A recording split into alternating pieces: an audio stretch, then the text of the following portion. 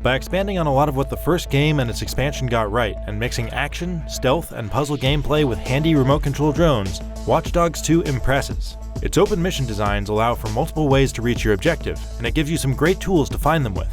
I'm conflicted about the tone of its story and characters, but I had a great time exploring this beautiful Bay Area map. It's a significant improvement over the original Watch Dogs in nearly every way.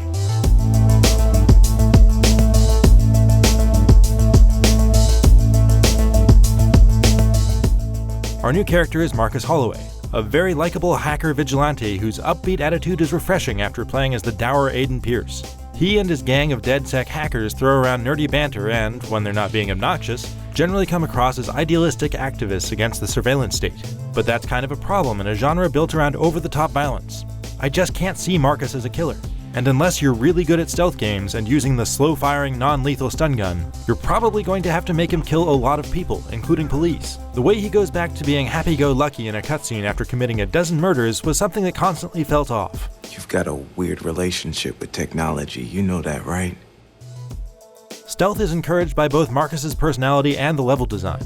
Most of Watch Dogs 2's missions revolve around breaking into secured locations on the open-world map and stealing information, and it does a great job of making those feel open and flexible. There's usually more than one way into any location, especially when you use your drones to sneak through small spaces. Stealth feels simple but good, though it would be better if there were some acknowledgement when you pull off a job completely unnoticed. When things do get loud and the AI starts aggressively trying to flank you, you have more options than just the standard selection of guns. There's a good handful of hacking abilities, including my favorite, calling in angry gang members or cops by sending them false information. Those powers are much more flexible and versatile than in the first Watch Dogs, and they add some good, clever twists on the otherwise conventional third-person shooting. The big star of Watch Dogs 2 is its map of the San Francisco Bay Area. It's not enormous, but it's packed with all the most recognizable landmarks and none of the traffic jams. It's a fun and diverse place to explore and run amok, especially if you've been here. And it's dense with environmental puzzles and optional combat areas. There's also quite a bit of satire in the details. It's no HBO Silicon Valley, but there are some decent gags. Driving is arcadey and slippery, but I like how you can now hack cars in motion, forcing them to crash.